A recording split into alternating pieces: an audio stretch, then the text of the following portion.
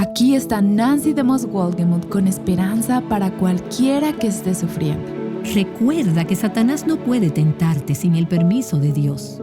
Dios limita la libertad de Satanás y Dios te ama. Él no permitirá que venga ninguna prueba a tu vida que no sea para tu bien y para su gloria. Estás escuchando Aviva Nuestros Corazones con Nancy DeMoss Wolgemuth en la voz de Patricia de Saladí. Hoy es 19 de mayo de 2023.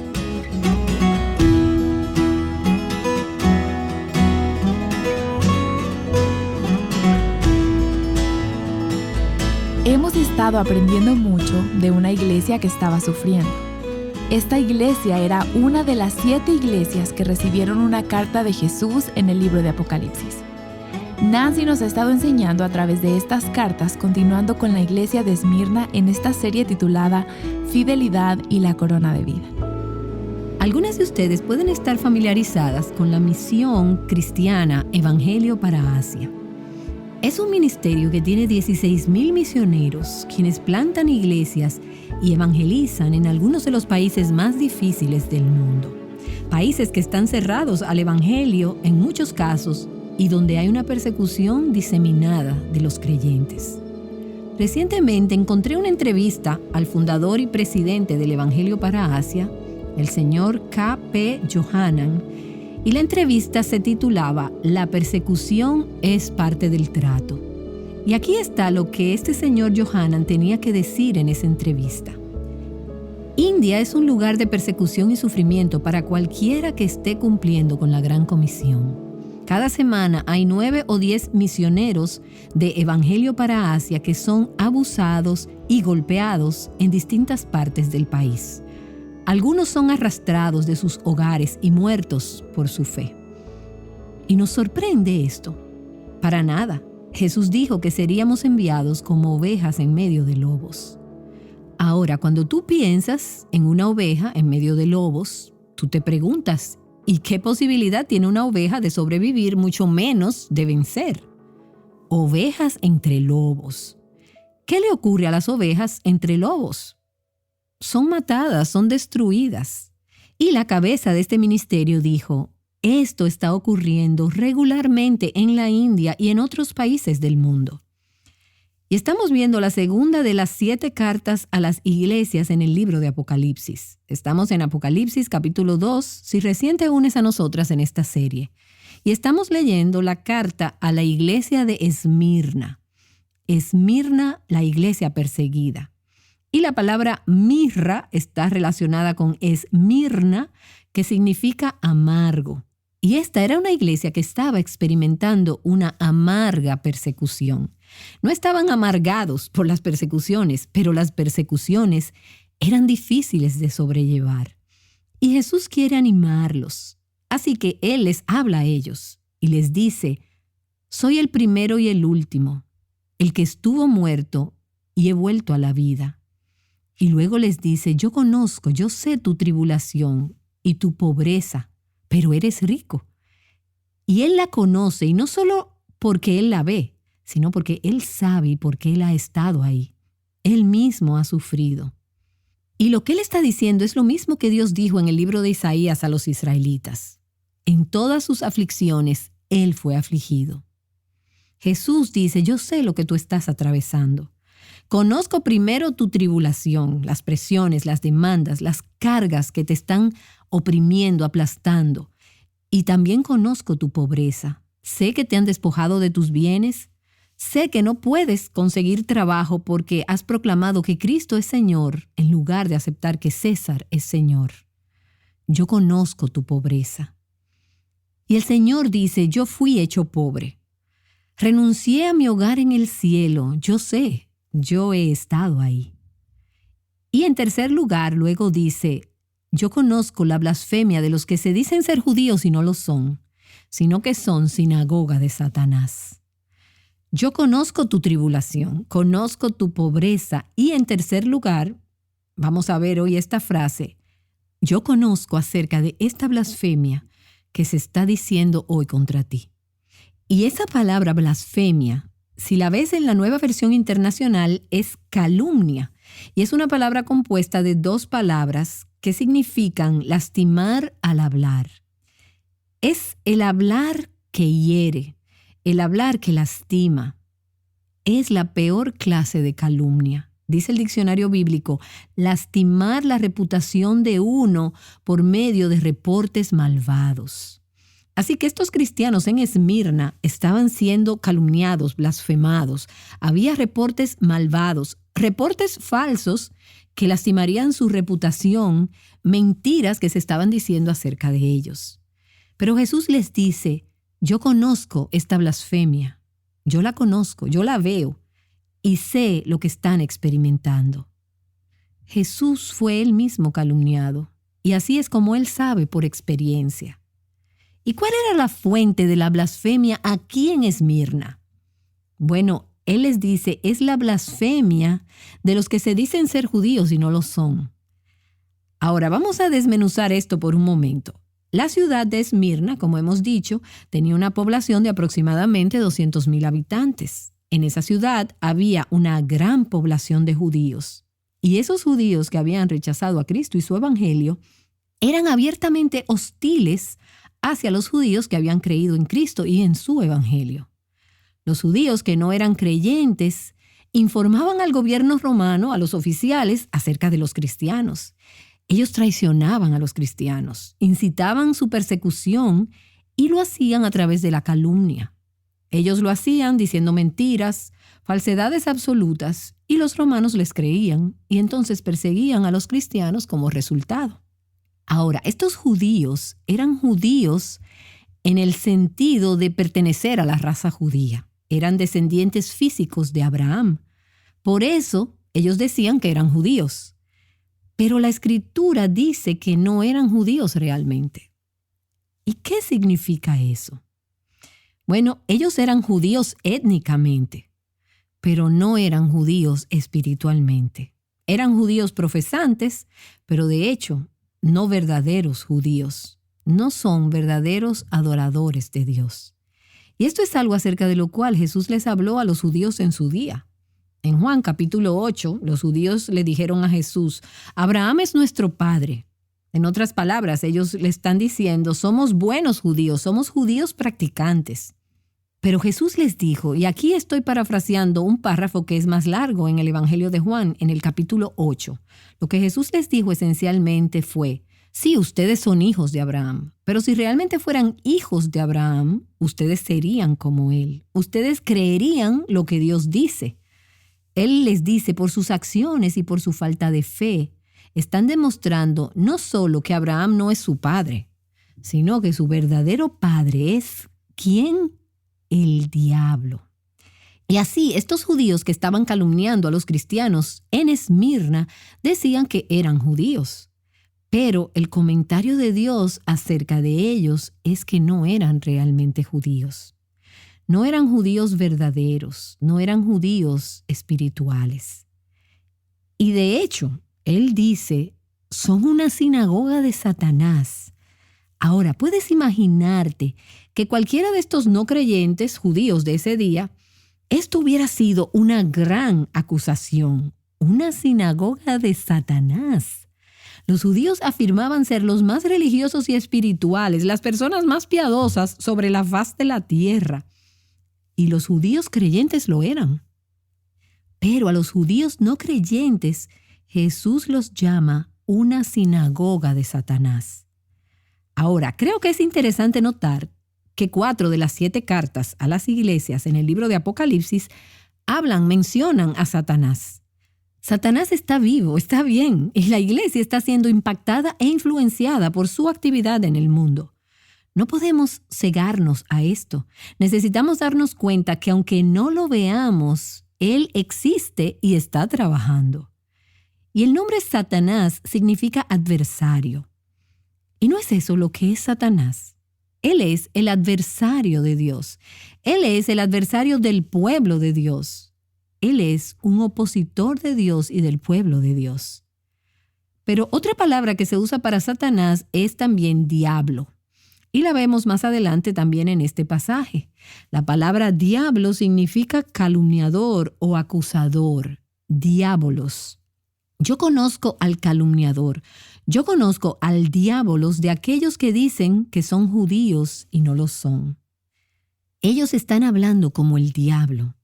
Porque el diablo es calumniador, es mentiroso, es engañador. Él calumnia y acusa a los hijos de Dios. Y así lo hacían estos judíos no creyentes. Este enemigo real, Satanás, es un engañador. Y él está determinado a destruir a la iglesia y a evitar que ella disemine el evangelio. Y él está trabajando a través de estos judíos no creyentes para lograr su misión, para hablar blasfemia, calumnia contra los cristianos, para acusarlos falsamente ante los romanos. Y así estos judíos blasfemos en Esmirna eran hostiles a Cristo y a sus seguidores. Ellos profesaban adorar a Dios, decían somos judíos verdaderos, decían somos religiosos, nosotros adoramos a Dios. Pero por su rechazo a Cristo, demostraron que todavía estaban en el reino de las tinieblas y de Satanás. Y Jesús dijo, ellos son una sinagoga de Satanás. Ellos van a un edificio, Dios dice, pero yo no estoy ahí. Ellos no me adoran a mí en ese edificio. Tienen rituales, tienen reglas, pero no tienen un corazón para Dios. Están bajo el dominio de Satanás, bajo el liderazgo de Satanás, cumpliendo sus propósitos. Y esto es un recordatorio para nosotras. Aquellos que dicen que son judíos y no lo son una sinagoga de Satanás. Y esto es un recordatorio de que las cosas no siempre son lo que parecen. El verdadero pueblo de Dios, ya sea los judíos del Antiguo Testamento o la iglesia del Nuevo Testamento, el verdadero pueblo de Dios no se define por su genealogía, sino por su relación con Jesús, por su fe en Él. Son los seguidores de Cristo los que son verdaderos creyentes. Y me pregunto, si Dios estuviera escribiendo esta carta hoy a nuestras iglesias, Él diría de algunos, ellos dicen que son cristianos, pero no lo son en realidad. De hecho, están minando el trabajo de Cristo. Son una sinagoga de Satanás. ¿Ves? No solo porque tenga un campanario o porque se llame a sí misma iglesia, hace que sea una iglesia. Muchas de las tal llamadas iglesias en el día de hoy están llenas de creyentes, entre comillas, profesantes, que no tienen una verdadera relación con Jesucristo y sus vidas están socavando el testimonio de Cristo en este mundo. Jesús diría de ellos, son una sinagoga, una iglesia de Satanás. Ahora, esas son palabras muy serias, pero necesitamos pensar acerca de esto mientras examinamos las condiciones de nuestras iglesias y de nuestras vidas al día de hoy. Así que la iglesia en Esmirna está experimentando tribulación, pobreza y blasfemia. Tienen una necesidad desesperada de ser consolados. Y Jesús les ha dicho, yo sé por lo que están pasando, conozco su tribulación, conozco su pobreza, conozco la blasfemia de aquellos que se dicen judíos, pero en realidad son una sinagoga de Satanás. Ahora, lo que te gustaría escuchar luego es a Jesús diciendo, así que aguanten, ya casi termina. Estoy en camino, yo vengo a rescatarlos de este desastre, los voy a vindicar. Y voy a juzgar a los romanos, y voy a juzgar a esos judíos blasfemos, y voy a juzgar a Satanás, que es su adversario. Pero ese no es el mensaje que Jesús le da a estos creyentes que sufren.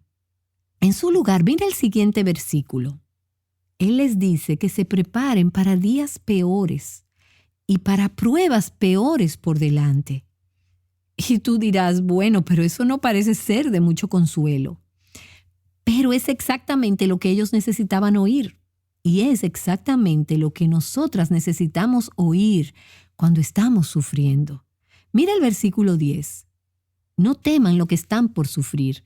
He aquí, el diablo echará a algunos de vosotros en la cárcel para que seáis probados, y tendréis tribulación por 10 días. ¡Wow! Mira las palabras en esa oración. Ser probados, tribulación, cárcel. Y tú dirás, pero no están ya pasando por suficiente dificultad. Jesús le está diciendo a esta iglesia, esperen tribulación. Y ese es un tema que puedes ver a lo largo de todo el Nuevo Testamento. Si te rehúsas a adorar a César, si rehúsas a adorar a los dioses de este tiempo, enfrentarás oposición y sufrirás las consecuencias. Jesús no fue librado de la cruz. Los cristianos en Esmirna no fueron librados de la tribulación. Así que, ¿quiénes somos nosotras para pensar que seremos libradas de atravesar por el fuego de la tribulación y de la aflicción? Muchas de ustedes conocen el nombre de Dietrich Bonhoeffer, quien fue un pastor luterano que fue martirizado en un campo de concentración nazi en el año 1945. Y en su libro El costo del discipulado, él dice: el sufrimiento es la marca de un verdadero cristiano. El discípulo no es más que su maestro. El discipulado significa tener una alianza con el Cristo sufriente. Y no debe sorprendernos que los cristianos sean llamados a sufrir. Y eso es lo que dice Pedro en su epístola. No dejes que te tome desprevenida por sorpresa. No te sorprendas cuando estos sufrimientos vengan a ti. Espéralos. El sufrimiento va a venir. Si no hay sufrimiento en tu vida, si no hay aflicción en tu vida y finalmente si no hay persecución en alguna medida, entonces te debes preguntar, ¿estamos realmente defendiendo las cosas correctas? El mundo se opone a Cristo y se opone a su evangelio.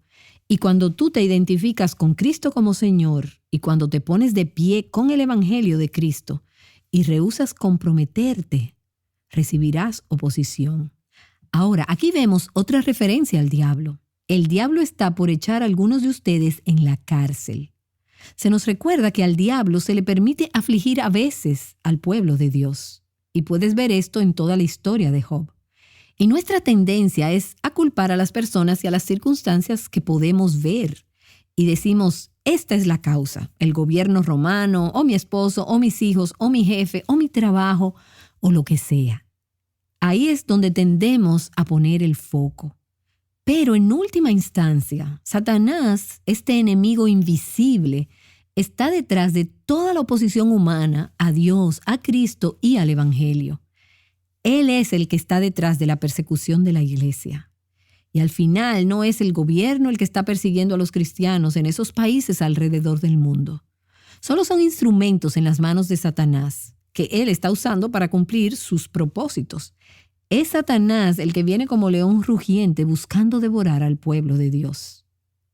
Y luego él les dice, el diablo está por echar a algunos de ustedes en prisión, en la cárcel.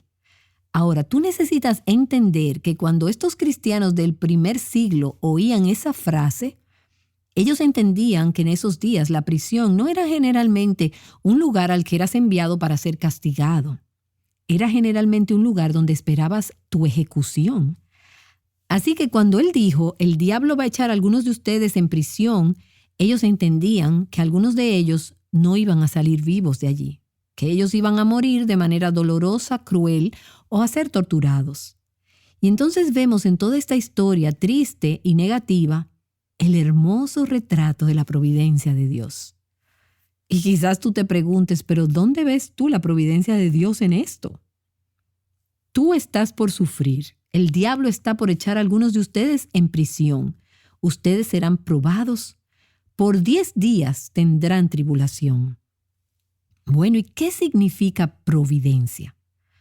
La palabra providencia está compuesta por 2 palabras, pro y video, antes y ver. Dios ve de antemano lo que va a suceder. Él sabe, Él ordena, Él orquesta, Él decreta.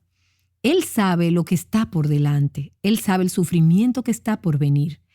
Y Él les está diciendo a ellos con anterioridad, no teman, porque Él sabe lo que va a pasar.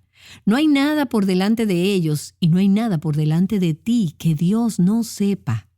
En su providencia Él ve y Él va delante de ti a hacer provisión para ti en medio de eso, lo que sea. Así también dijo Pablo, yo no sé qué va a pasar cuando vaya a estas ciudades al viajar, excepto por una cosa. El Espíritu Santo me dice que en cada ciudad me esperan prisiones y aflicciones. ¿Ves? Dios sabe. Él sabe lo que has pasado. Él sabe lo que estás atravesando ahora. Y Él sabe por lo que pasarás en los próximos días. Y eso debería animar nuestros corazones, de que estamos atadas a la providencia de Dios, aún en medio de nuestro sufrimiento. Y entonces también vemos un propósito en todo este sufrimiento. Mira el versículo 10 una vez más. Dice, no temas lo que estás por sufrir. He aquí, el diablo está por echar a algunos de ustedes a la cárcel. ¿Para qué? ¿Para qué? Para que sean probados. Ahora, ¿quién está haciendo la prueba? ¿Es Satanás el que nos prueba o es Dios? Y creo que la respuesta es sí para las dos opciones. Creo que son ambos. Satanás está probando a estos creyentes en Esmirna, tratando de hacerles que nieguen a Cristo, tratando de demostrar que al abandonar la fe, ellos no pertenecían realmente a Cristo. Y Satanás nos tienta, Satanás nos prueba. El objetivo de Satanás en estas pruebas es destruirnos, destruir nuestro testimonio. El objetivo de Dios en estas pruebas es purificarnos, hacernos salir como el oro, demostrar y profundizar la realidad de nuestra fe. Sin importar quién haga la prueba, y yo creo que son ambos, recuerda que Satanás no te puede probar sin el permiso de Dios. Dios limita la libertad de Satanás y Dios te ama. Él no permitirá que ninguna prueba venga a tu vida que no sea para tu bien y para su gloria al final de cuentas. Así que, ¿por qué Dios nos prueba? ¿Por qué permite que Satanás nos pruebe, traiga estas aflicciones, esta pobreza, esta calumnia? ¿Por qué Dios permite que vengan estas cosas a nuestras vidas? Estas pruebas, estas tentaciones, prueban la sinceridad de nuestra fe y nuestro amor por Cristo. ¿Ves? La persecución revela quién conoce realmente a Cristo, quién ama realmente a Cristo. Porque si la fe de una persona no es genuina, en tiempos de prueba, esa persona abandonará la fe, negará a Cristo. Pero si tú perseveras a través de la prueba, entonces demuestras la realidad de tu fe y entonces tu fe es fortalecida. Otro propósito de la prueba es conformarnos a la imagen de Cristo, hacernos más como Jesús. Si Jesús sufrió, ¿llegaremos a ser como Él si nosotras no sufrimos? El sufrimiento nos ayuda a aprender obediencia. Hebreos capítulo 5, versículo 8 nos dice que Jesús, aún Jesús, de alguna manera aprendió obediencia a través de las cosas que sufrió.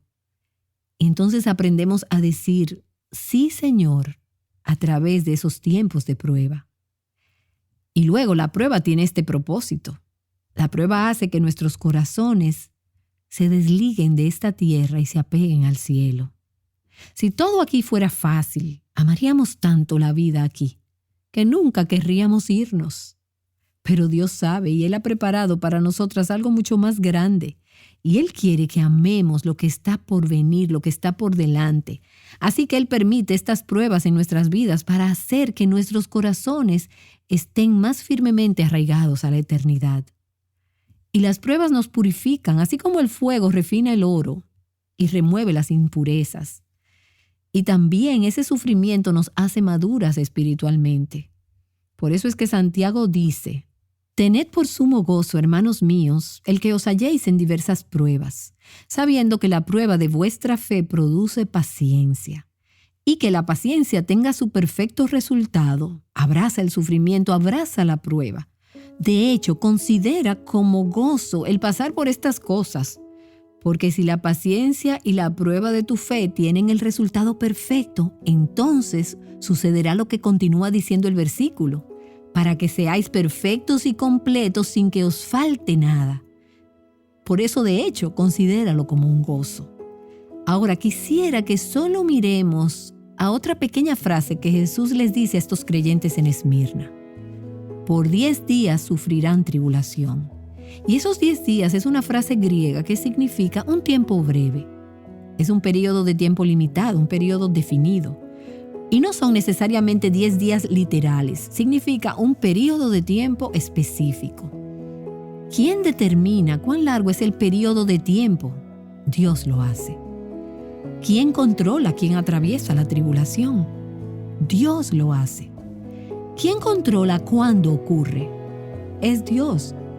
¿Quién controla su intensidad, la intensidad de la tribulación? Es Dios. ¿Quién controla la duración de la prueba? Es Dios. La prueba puede ser intensa, pero mujeres, escúchenme, no durará para siempre. Lo que sea por lo que estés atravesando, y tú me dirás, pero es que parece eterno, pero no es eterno. Tendrá un fin y Dios sabe el momento exacto en el cual apagar el calor, apagar la hoguera y dejarte salir. Y en el momento exacto, pero no un momento antes, Dios te dejará salir, Él te rescatará. Para algunos creyentes en Esmirna, su sufrimiento terminaría en la muerte física. Pero por su fe en Cristo, estos creyentes podían ir a la muerte en el foso de los leones, en la arena, en la hoguera, a ser quemados vivos. Ellos podían ir a su muerte cantando himnos de alabanza a Dios. ¿Por qué? Porque ellos sabían que la muerte no era una derrota. La muerte no era el fin. Probaría ser para ellos una puerta a la victoria y a la vida. Y sacrificando sus vidas, estaban siguiendo los pasos de Cristo, quien dijo: yo morí y he aquí, estoy vivo para siempre y tengo las llaves de la muerte y del Hades. Así que aquí está la promesa. Luego de que hayan sufrido un poco de tiempo, dice 1 de Pedro capítulo 5 versículo 10. ¿Cuándo? Luego de que hayan sufrido. ¿Por cuánto tiempo? Es un poco de tiempo. El Dios de toda gracia, que os llamó a su gloria eterna en Cristo, Él mismo os perfeccionará, afirmará, fortalecerá y establecerá. ¿Y cuál es el resultado? A Él sea el dominio por los siglos de los siglos. Amén. Sabes, todos sufrimos de alguna manera. Pero ¿ha estado tu sufrimiento apuntando a otras personas hacia Cristo? Nancy nos ha estado mostrando cómo esto ocurre en una serie titulada Fidelidad y la Corona de Vida. Esta es una de varias series que nos llevarán a través de las cartas a las 7 iglesias en el libro de Apocalipsis. Cuando estás enfrentando un tiempo de sufrimiento, es una oportunidad para conocer a Jesús de una manera más profunda. El lunes Nancy continuará explicando esto en la serie en la que estamos actualmente, titulada Fidelidad y la Corona de Vida. Esperamos que puedas unirte a nosotras nuevamente aquí, en Aviva Nuestros Corazones.